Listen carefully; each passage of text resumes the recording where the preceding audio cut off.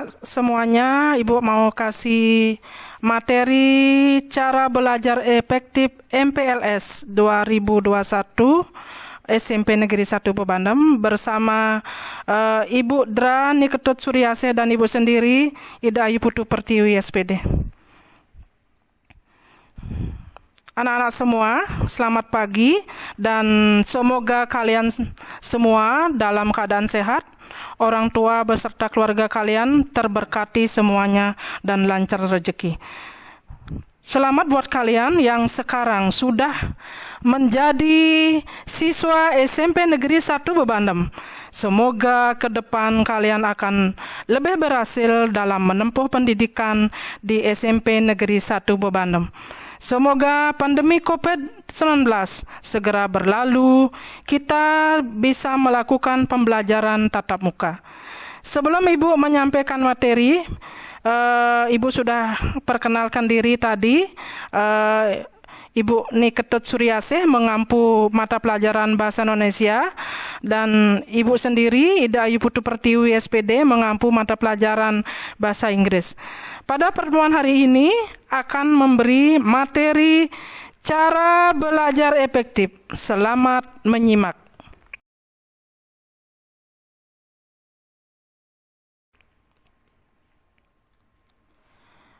Yang pertama, pengertian belajar efektif. Belajar adalah usaha untuk memperoleh pengetahuan, sikap, dan keterampilan hidup, aktivitas membaca, menghitung, menulis, mengamati orang bekerja, dan lalu menirukannya, serta menyimpan pengetahuan itu dalam pikiran maupun otak.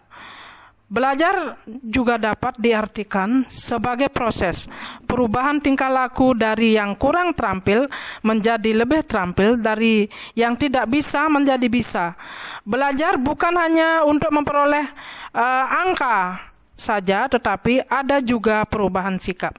Belajar efektif adalah proses belajar mengajar yang berhasil guna, dan proses pembelajaran itu mampu memberikan pemahaman, kecerdasan, ketekunan, kesempatan, dan mutu atau kualitas yang lebih baik, serta dapat memberi perubahan perilaku yang dapat diaplikasikan atau diterapkan dalam kehidupan sehari-hari, sehingga hasil dari pembelajaran itu dapat menghasilkan sumber daya yang unggul. Tips-tips belajar efektif. 1. Mohon bimbingannya. Maksudnya di sini sebelum belajar sebaiknya anak-anak berdoa, karena dalam diri nilai religinya hal tersebut membuat kita lebih fokus belajar dan membuat pikiran kita lebih tenang. 2. Tumbuhkan motivasi untuk belajar.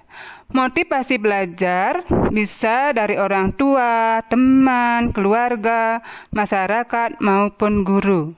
3. Bacalah jadwal yang teratur atau buatlah jadwal yang teratur.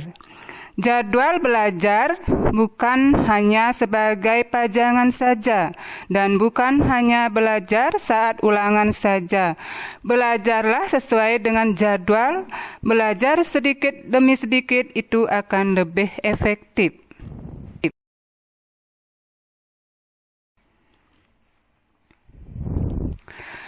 4. Belajar kelompok.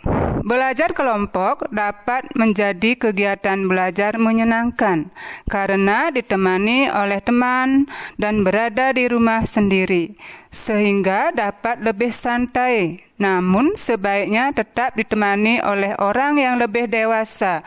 Orang lebih dewasa di sini bisa orang tua, kakak, paman, bibi.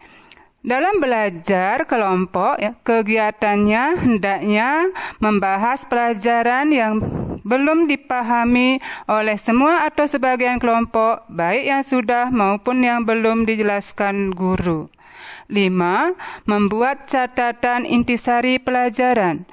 Bagian-bagian penting dari pelajaran sebaiknya dibuat catatan pada kertas atau buku kecil sehingga dapat dibawa kemana-mana, sehingga dapat dibaca dimanapun kita berada. Namun catatan tersebut jangan sampai dijadikan media mencontek yang dapat merugikan diri kita sendiri. Ya, kita lanjut. Membuat perencanaan yang baik. Untuk mencapai suatu tujuan biasanya diiringi oleh rencana yang baik.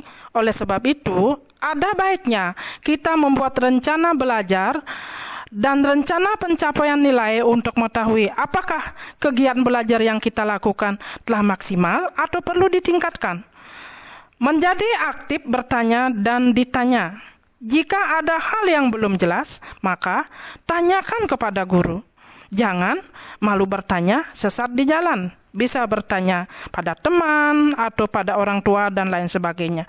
Jika kita bertanya biasanya, kita akan ingat jawabannya. Bertanyalah secukupnya dan jangan bersifat menguji orang yang kita tanya.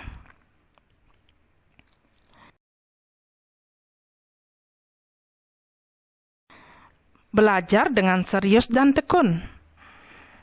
Ketika belajar di kelas, dengarkan dan catat apa yang guru jelaskan. Catat yang penting karena bisa saja hal tersebut baik ada di buku dan nanti akan keluar saat ujian atau ulangan. Hindari belajar berlebihan. Jika waktu ujian atau ulangan sudah dekat, biasanya kita akan panik jika belum siap. Sebaiknya, ketika akan ujian, tetap tidur tepat waktu. Kalian jika bergadang semalaman atau akan membawa dampak yang buruk bagi kesehatan, terutama bagi anak-anak. Jujur dalam mengerjakan soal dan ujian. Hindari menyontek ketika sedang mengerjakan ulangan atau ujian. Menyontek membuat sifat kita kurang dan pembohong. 11. Jadilah seorang pemimpin. Latihlah rasa tanggung jawab. Apabila guru meminta bantuanmu untuk mengerjakan sesuatu, misalnya membersihkan kelas, jangan ragu untuk menerimanya. Ajak beberapa teman kelas dan pimpin mereka untuk membersihkan kelas bersama-sama. 12. Mendengarkan penjelasan guru dengan baik. Jawablah setiap pertanyaan yang diajukan oleh guru. Apabila kamu mengetahui jawabannya, jangan menunggu guru untuk memanggil kamu untuk menjawab pertanyaan. 13. Jangan malu untuk bertanya. Selalu ajukan pertanyaan kepada guru apabila tidak mengerti tentang suatu hal.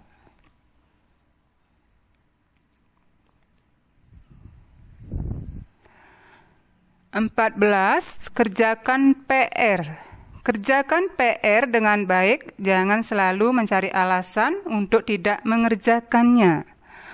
15, selalu mengulang pelajaran yang sudah diajarkan. Kemudian 16, cukup istirahat, makan dan bermain. 17, banyak berlatih pelajaran yang kurang disukai. 18, buatlah kegiatan ekstrakurikuler yang kamu senangi. 19, cari seorang pembimbing yang baik. 20, lokasi, situasi, kondisi yang kondusif. 21, hindari sikap tidak jujur. 22, metode imitasi, yang mana proses belajar bisa berjalan dengan sempurna melalui metode imitasi atau meniru. Metode ini direalisasikan ketika seseorang meniru orang lain atau gurunya. Metode ini sering digunakan anak kecil melafal kata bahasa orang tuanya. Begitu juga jika ia meniru berbagai perilaku, etika, dan tradisi. Ya, selanjutnya Kita sudah di samping nomor 22 ya, trial dan error. Manusia juga belajar dari eksperimen pribadi. Dia akan berusaha secara mandiri untuk memecahkan masalah yang akan dihadapi. Terkadang beberapa kali dia melakukan kesalahan adalah memecahkan masalah. Sekali lagi, melakukan kesalahan dalam memecahkan masalah. Namun, dia juga mencoba beberapa kali untuk melakukan kembali. Sampai pada akhirnya dia mampu untuk menyelesaikan permasalahan dengan benar. Conditioning atau kondisi. Manusia bisa belajar dengan pengkondisian. Seseorang dikatakan belajar dengan pengkondisian jika ada stimulus dan indrawi. Ketika tubuh seseorang menghadapi stimulus tersebut, tanggapan yang akan ia berikan ialah respon yang juga dibarengkan dengan stimulus netral. Kemudian respon menyertai stimulus netral itu akan diulang beberapa kali. 24. Metode berpikir. Proses belajar juga bisa berjalan sempurna metode berpikir. Dengan metode ini, seseorang seringkali mampu menyelesaikan masalah hidupnya. Mulailah dari hal yang kecil, mulailah belajar dari topik yang paling sederhana. Kuasai setelah itu, barulah ke hal yang lebih menantang. Hal ini dimaksudkan agar kita akan langsung down dan putus asa jika mengerjakan soal-soal yang sulit terlebih dahulu. 26. Sering-seringlah praktis. Latihan itulah kunci mahir dalam suatu mata pelajaran. Semakin banyak Anda mengerjakan dan memahami soal, semakin terbiasa pula ada pengerjaannya. Fokus. 27. Fokus. Sehingga ketika belajar kita dituntut lebih serius. Jangan setengah hati, karena pikiran kita akan lebih melakukan atau memikirkan beberapa kegiatan atau hal yang dalam satu waktu. 28. Menggunakan media dan sumber-sumber yang relevan. Jika kita hanya menggunakan satu buku sebagai bahan atau patokan untuk belajar, apapun hasil yang kita dapat belum tentu maksimal. Untuk itu, cobalah mencari-cari hal yang terkait dengan hal yang kita pelajari dengan menggunakan sumber dan media yang sudah ada. Kita bisa menggunakan media internet, koran, majalah, dan lain-lain. Tentu kita juga tidak mau ilmu kita dapat hanya segitu saja karena hanya mempunyai satu sumber buku saja yang tidak lengkap. Untuk itulah sumber dan media sebagai pelengkap belajar yang baik dan benar. Jika kalian melakukan tips belajar ini dengan benar, pasti ke depannya kalian akan berhasil. Demikian tadi materi yang telah kami sampaikan sebagai tugas atau tagihan di rumah. Ya. Ibu lanjut, tugas atau tagihan. 1. Jelaskan pengertian dari belajar efektif. 2. Susunlah jadwal belajar mandiri kalian. Sekali lagi, kalian harus menyusun jadwal belajar mandiri kalian, ya, dari baru bangun, ya. Lanjut, nomor 3. Menurut pendapat kalian di tengah masa pandemi COVID-19, cara belajar yang manakah paling efektif untuk kalian lakukan? Dan berikan alasannya. Sekali lagi, cara belajar yang manakah paling efektif yang untuk kalian lakukan dan berikan alasannya. Nomor 4, kerjakan pada kertas lampiran dan kumpul pada penyaji atau pemateri dan bisa lewat perwakilan kelas atau sendiri. Sekali lagi, kerjakan pada kertas lampiran dan kumpulkan pada penyaji materi yang bisa lewat perwakilan kelas atau bisa juga lewat sendiri, ya. Atau yang dekat dengan rumah Ibu Ida Yuputu Pertiwi bisa, ya, yang wilayah Jungutan. Oke. Terima kasih, suksema banget. Tetap semangat belajar di rumah. Salam sehat ya. Om Wigenemastu. Om Santi Santi Santi.